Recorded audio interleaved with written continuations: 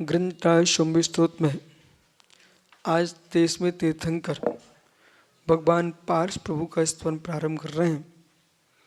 जिन प्रभु ने घोर उपसर सहन किए तब भी चलयमान नहीं हुए, ऐसे प्रभु पारसनाथ स्वामी। व्यक्ति ऊंचाइयां चाहता है बहिरंग की, ऊंचाइयां नहीं चाहता अंतरंग की। अंतरंग की ऊंचाइयां तुम प्राप्त कर लोगे, बहिरंग की ऊंचाइयां स्वतः प्राप्त हो जाएंगी। यदि आम पकता मीठा होता अंदर तो बाहर पीला होता ही है। ऐसी यदि आपके अंदर क्षमता है तो आप स्वतः ही उत्कृष्टता को प्राप्त कर लोगे। मात बाहर की ख्याति के लक्ष्य है, वे अंतरंग में प्रवेश नहीं कर सकते। वो अंतरंग में प्रवेश नहीं है तो अनंत चतुष्टय को प्राप्त नहीं कर सकते। जिनकी दृष्टि मात तुच्छ है, क्या है, झुपड़ियों में रह रहे हैं पीछे, तब भी मोबाइल तो छूटा नहीं उनका। उधर से खाना उनका वही है। एक व्यक्ति आता है, अंडे की थैली लटका हुए है, पत्नी को पकड़ा दिया, पटक दिया, मोबाइल चलाने लग गया। तुम्हारा जीवन क्या है? तुम कैसे महावीर के जैनियों जैसे तुम ऊंचाइयां पा सकोगे? तुम बाजार से लेने भी गए तो क्या लेने गए? अंडे लेके आया। पाप का उदय है जो ऐसा द्रव्य खाता है, पाप बंद कर रहा है ऐसा द्रव्य खाता है। और तुम्हारा रहने का स्थान कहाँ? झोपड़ियाँ, झुग्गियाँ, पड़े रहो कहीं भी, क्योंकि तुम्हारे स्वभाव ऐसा है। हर व्यक्ति अपने अपने स्वभाव से ऊंचाइयां पाता है, स्वभाव से पुण्य को संचित करता है।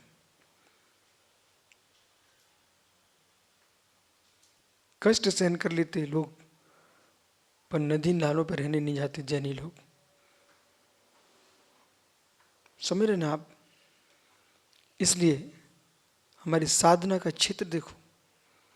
हमारे तीर्थंकरों ने साधना भी की तो पर्वती की चोटियों पर गए।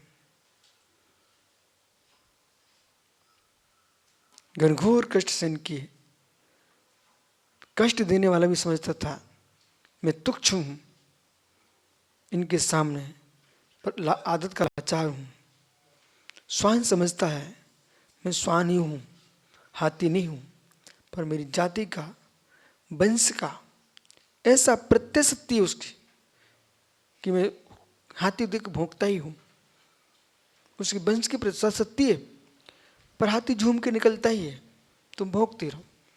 ऐसे संसार बहुत सारे जीव हैं जो श्रेष्ठ जनों को देख करके वे स्वान वृत्ति का प्रयोग करते हैं, पर गजगामी मुड़ के नहीं देखता, अपनी चाल में चलता है, उसका नाम तीर्थंकर होता है। कितने मिथ्यावादी भोंकते रहे लेकिन प्रभु देखे नहीं। इसलिए तमाल नीले सतत्रकड़ गुड़ई प्रकीर्णि भीमासने बहाय वृष्टि भी बला कैवैरिव सैरुपद्रतो महामनायो न चचाल योगिता।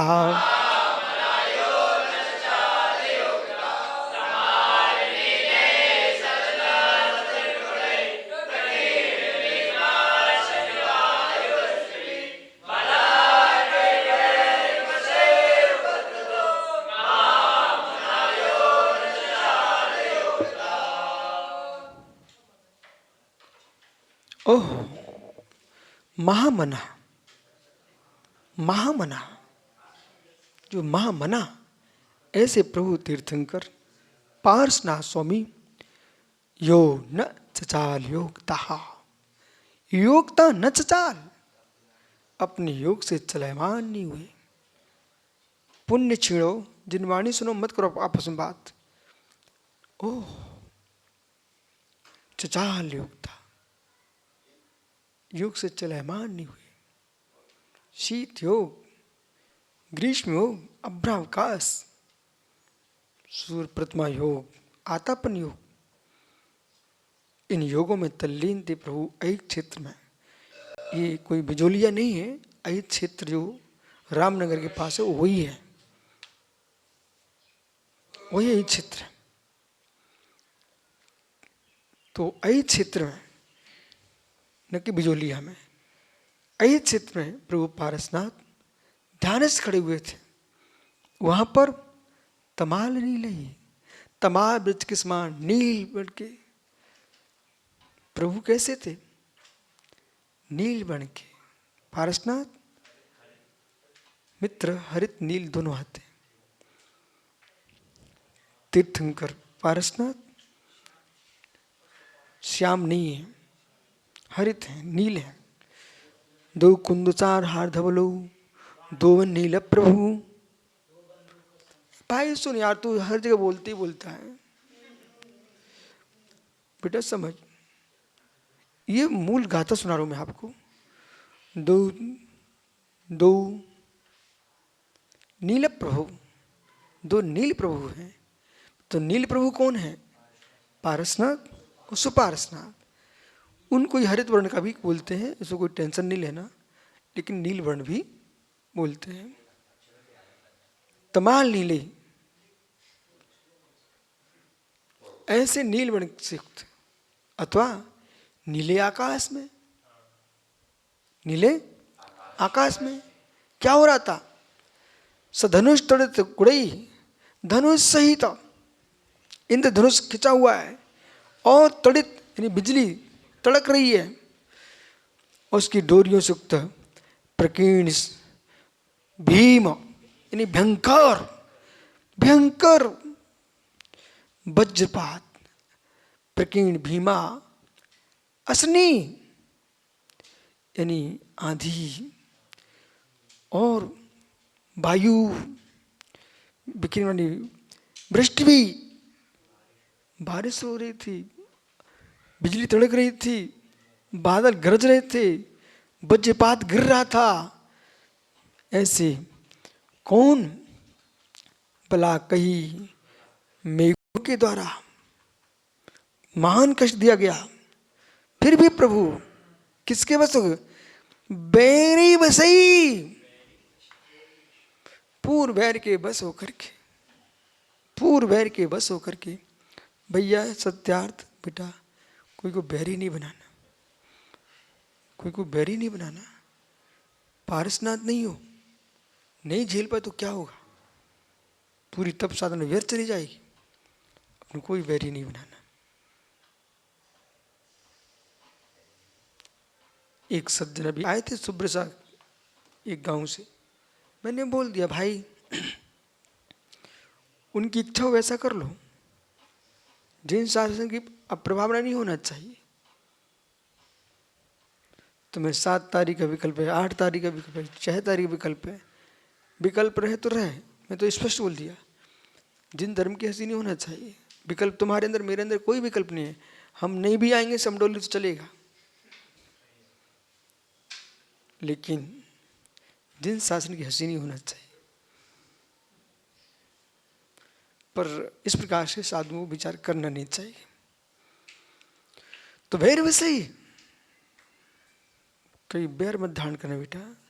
बैरी बनाना भी नहीं, बैरी बनना भी नहीं है, दोनों घातक हैं। अंतर ये है, आपने शत्रुता रखी तो तुम बैरी धारण किए हो, और किसी को आपने चिढ़ा करके डरा करके उसको क्रोधपन कराया तो उसको आपने अपना बैरी बना लिया है। समझे कि नहीं? तो आपने उसको बैरी बना लिया है। तो यस अनिकेत, ना अपन को बैर धारण करना ना बैरी बनाना, बराबर बेटा। इसलिए बस अपन समझ जाते 2 मिनट के अंदर। तो इसके भाव ऐसे चल रहे हैं, भाई क्षमा करना, हम जा रहे हैं, आप अपना देख लेना, लेकिन विकल्प मत करना, ठीक है? फिर भी वह धारण उसने कर ही लिया है, तो अब तुम सहन करने की क्षमता जुटाओ।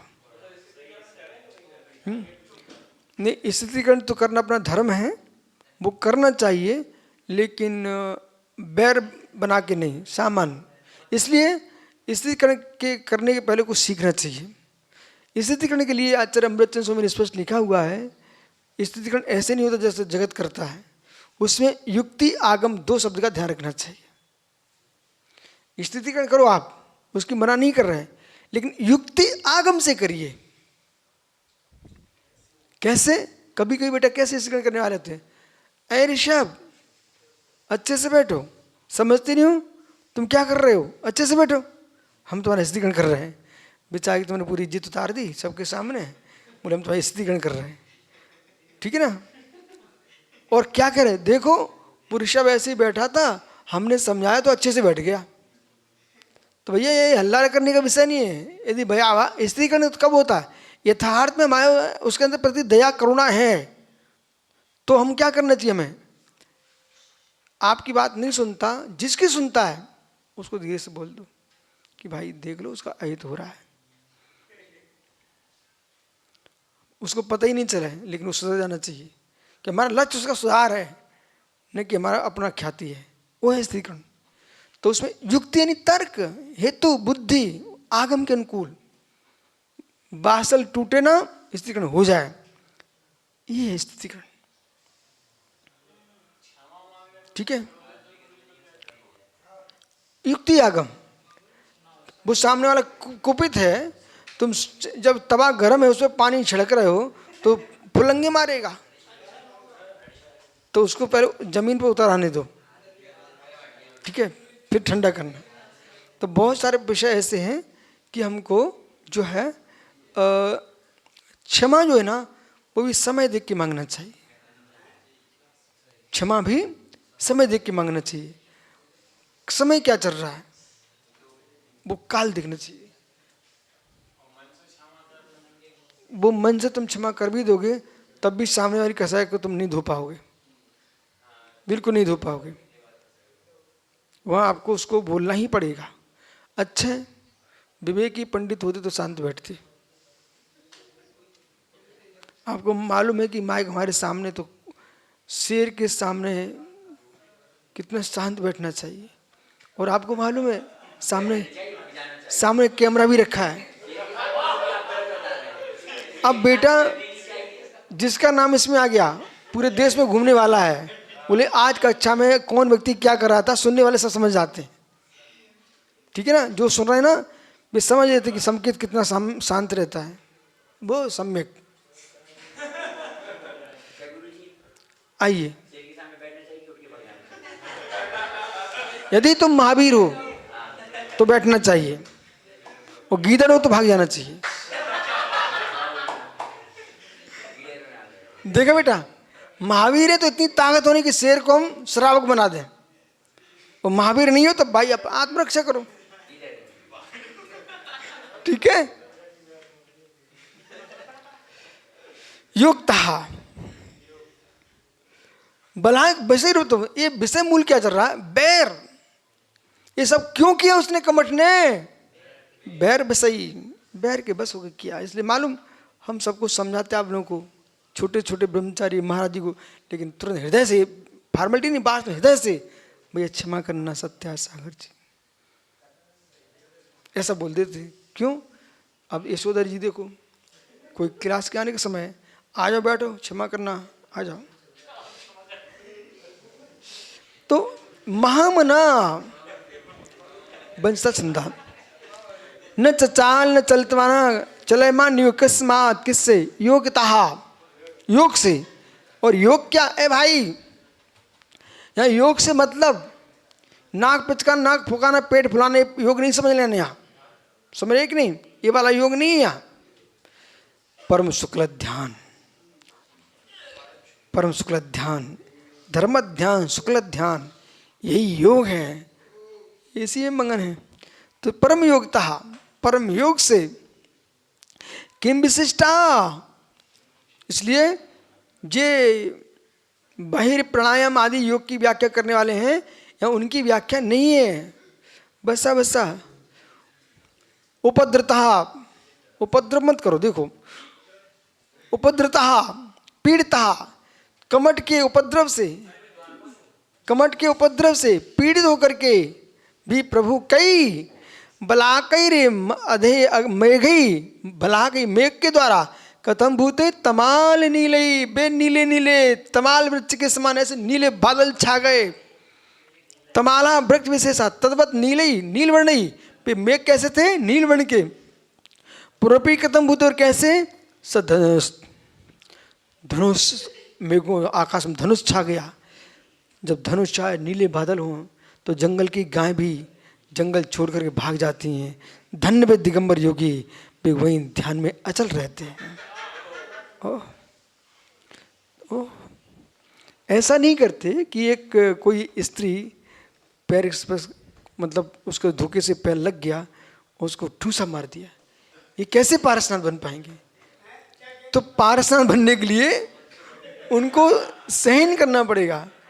कोई बालक था, उस धोखे से उसने जबरदस्ती पैर छू लिए, तो मित्र ऐसा नहीं कि पिच्ची के दांत तोड़ दो उसके, ऐसा नहीं करना पड़ता।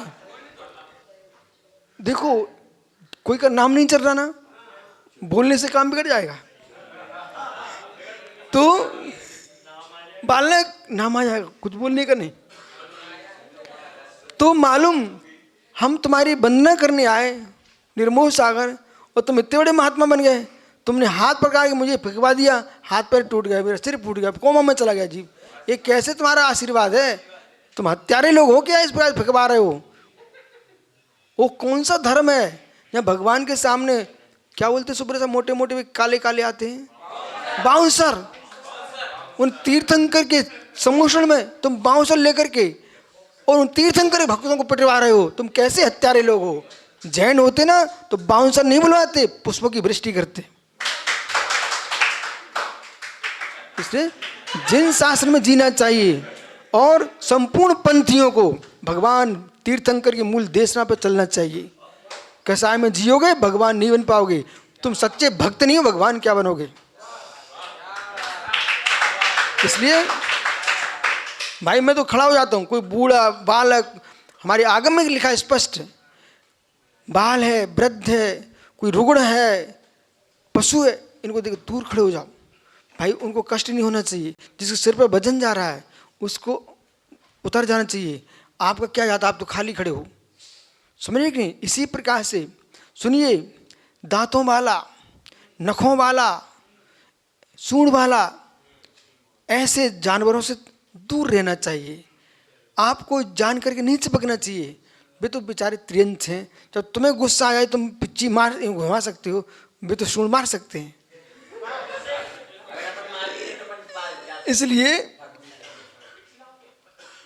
इसलिए बेटा भगना नहीं। देखो ये ब्रह्मचारी सफेद धोती दुपट्टा पहने घूम रहे हैं, जरा से मन के में कोई इच्छित काम नहीं हुआ तो भुन्ना गए। ये भुन्नाने का मार्ग नहीं है। भगवान प्रभु पारस जैसे सहन करो तो भगवान उन पाओगे। तो गुणा जया सत्यार्थ। अरे बालक ठीक है, एक दिन रोटी पेट में नहीं मत जाने दो, लेकिन समता तो नहीं जाए हमारी। रोटी पेट में जाना पराश्रय भाव है, वो समता प्रकट करना हमारा स्वाश्रय भाव है। मुस्कुराओ ऐसा। सुनिए, तो गुणा जड़ित एव गुणा धनुष इंद्र चापनम, इंद्र धनुष तद्वत गुणा धनुष तद गुणा। और ऐसे धनुष सहित तड़ित वो बिजली तैसा वर्तन तति, उससे युक्त वर्तन करता हुआ सधनुष तद गुणी, धनुष सहित बिजली चमक रही है। फिर भी बिजली आकाश में चमक रही है। जिनसेन भट्टारक जी, मित्र बिजली आकाश में तड़क रही है, परंतु योगी बिजली जैसे नहीं तड़कते हैं, वे साम्य भाव में जीते हैं। धन्य प्रभु पारस, बिजली तड़कती रही, पानी गिरता रहा, ओले पड़ते रहे, प्रभु अपने योग में तल्लीन रहे। नच चाल योगता, अपने योग से चलायमान नहीं हुए। ओहो मित्र, बिजली तड़के पर साधु ना तड़के। पुनरपि और कैसे, किम विसत्या, इसी समय आना था बालक को, प्रकीर्णि इत्यादि। अस्य निश्चय वायुश्च, बिजली, वायु, भयंकर वायु, वृष्टिश्च, वृष्टि, जल वृष्टि, अश्नि, वायु वृष्टि, इस प्रकार से वायु की वृष्टि, ओलों की वृष्टि, भीमाश, भयंकर, अश्नि वायु वृष्टिश्च, जो भयंकर भयंकर, वज्रपात, आंधी, वर्षा, बिखेरता हुआ, किमसे प्रकीर्णम, सा प्रकीर्णा समन्ता, चारों ओर से प्रचपता। प्रभु बीच में खड़े हुए हैं। देखो हमारे अनंत वीर स्वामी, इस युग के प्रथम निर्वाण जाने वाले योगीश्वर, देखो मेघ छा गए हैं, वायु चल रही है, तुम तो खिड़की बंद कर लेते जितेंद्र सागर तुरंत ही। देखो बेटा, बालक यस्तई तोक्तई, उन्हें प्रभु को देखो, वायु चलती रही, झंझावात, प्रभु किमसिटम, ऐसा क्यों, कौन कर रहा था? बैर बसई भैया, और क्या नाम है इसका भाई का, पाटिल मित्र, सुशील, कोई को बैर धार नहीं करने का, किसी को बैरी नहीं बनाने का, नहीं तो पारसनाथ जैसे कमट आ गया था ना, पता नहीं कौन पेरने आ जाए। ओहो, सबसे क्षमा, खम्मा मी, सबसे बोलते हो क्षमा क्षमा क्षमा। बैर बसई कमठा बस वर्तवी कथम भूतो, या कैसा पार्शनाथ भगवान, वे पार्श प्रभु महामना, ऐसे मां महता परिसेभ्यो क्षुभिता मनो यस्स, मान परिचय आदि के होने पर भी अक्षुब्ध मनो हो, जिनका मन क्षुभित नहीं हुआ। ए आकाश समझ, बाहर के मेघों से भी नहीं घबराना और भीतर के मेघों से भी नहीं घबराना, और कहीं शादी करके कहीं देवी बिजली बन के तड़के तो उससे भी नहीं घबराना। ओहो, घबराना है तो अपने कसाय से, पापों से घबराना। इस प्रकार समझना, शेष आगे विचार करेंगे। नमोरियंता नमो सिद्धा नमो हरिय झम सोसम, तब प्राणिक की